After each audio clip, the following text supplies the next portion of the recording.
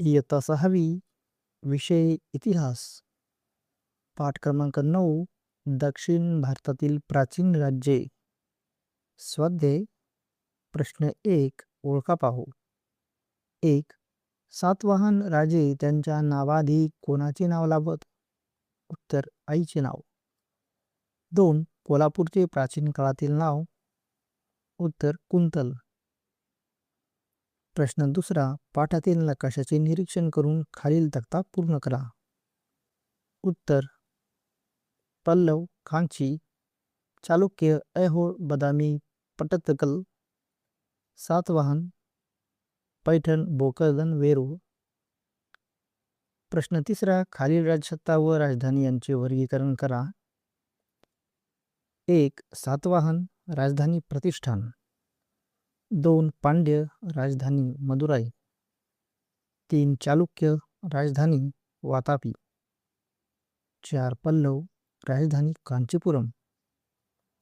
प्रश्न चौथा पाठातील कोणत्याही 3 चित्रांचे निरीक्षण करून तुम्हाला काय माहिती मिळते ते तुमच्या शब्दात लिहा उत्तर 1 अजिंठा लेणी अजिंठा लेणी औरंगाबाद जिल्ह्यात आहे या लेण्यांमध्ये भिंतीवर सुंदर भित्तिचित्रे काढलेली आहेत विविध कथा आणि प्रसंग या चित्रामधून दिसतात लेणी पूर्णपणे दगडात कोरलेली असून त्यावर नक्षीकाम केलेले आहे यावरून त्या काळातील कलेची प्रगती समजते 2 वेरूळ येथील कैलास लेणी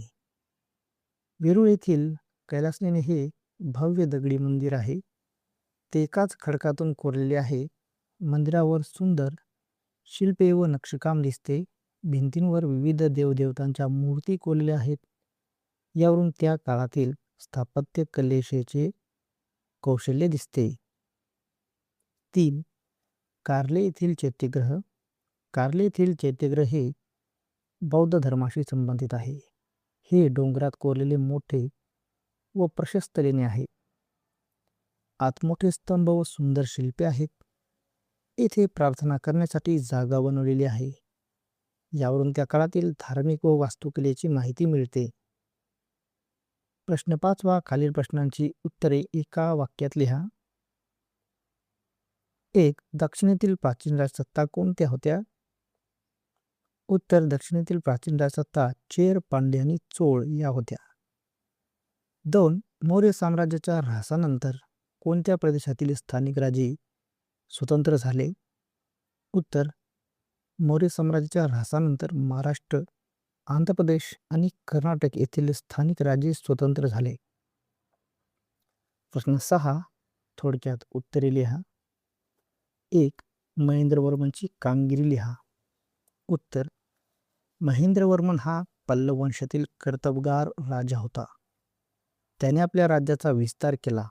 तो कला व साहित्यप्रेमी असून स्वतः एक चांगला नाटककारही होता 2 त्रिसमुद्र तोये पित्तवाहन म्हणजे काय उत्तर त्रिसमुद्र तोये पित्तवाहन म्हणजे ज्याच्या घोड्यांनी 3 समुद्रांचे पाणी प्यायले आहे असा पराक्रमी राजा याचा अर्थ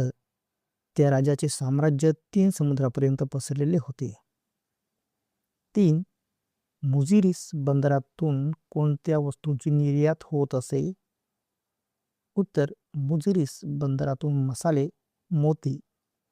आणि मौल्यवान रत्ने यांची निर्यात होत असे या वस्तू परदेशात विशेषतः रोमकडे पाठवल्या जात असत